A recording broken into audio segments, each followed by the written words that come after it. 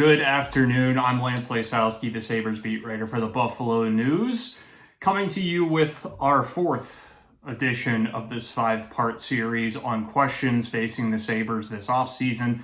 Our latest one has to deal with the penalty kill. And for those fans, readers who really paid attention to the details throughout the Sabres season, it was one of their glaring weaknesses. They ranked 28th in the NHL.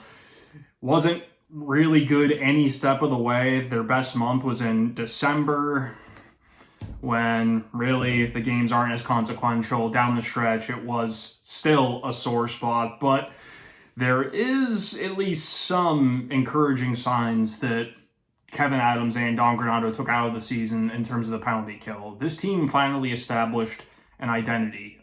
They found out which types of players they're going to use in those situations, particularly up front.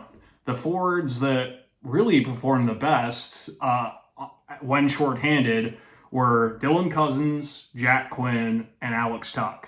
Speed, right? Zemgus-girgensons finished the year as the forward with the most penalty kill ice time and brings that power kill element, right? That is the trend in the National Hockey League. More teams are using those fast, skilled players as opposed to your traditional penalty killers. Part of it is a product of what their rosters are, and some of it is that is the best way to try to clamp down and control some of the speed and skill on the other team. When the Sabres were at their best on the penalty kill, they were actually pressuring the puck. They were swarming. They were not tentative. Granato touched on it best, in my opinion, when he said they started off on the wrong foot and they really never got back on it because they had that doubt in the back of their minds. There were situations where they weren't clearing pucks when given the opportunity. They were among the worst in the league at blocking shots in that penalty kill. Now, that isn't always synonymous with success when shorthanded. You look at the best penalty kills in the league, some of them, I think Carolina, Boston come to mind. They don't have to block shots. They use their speed. They put pressure on the defenseman to make bad decisions. And another big piece of this is goaltending. Now, the Sabres used 4 different goalies this year. PK save percentage, the best of the group was Craig Anderson. Of course, he's retiring. Then I'll rank it in order on who did best to worst.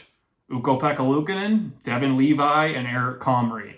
It's an area that those three, if they're back next season, they're going to have to address. The power play is also an area the Sabres have to address. They finished 9th in the league, but their second unit wasn't as effective as the season went along. I think with Owen Power developing more of a shot, the young guys, Quinn, Peterka, and Krebs, becoming more comfortable in those situations, you'll see an improvement on the man advantage. But shorthanded, when you're talking about how the Sabres can make up the percentage points and really clear the playoff hurdle to qualify, the penalty kill has to be near the top of the list. I'm Lance Lasowski. Have a great day.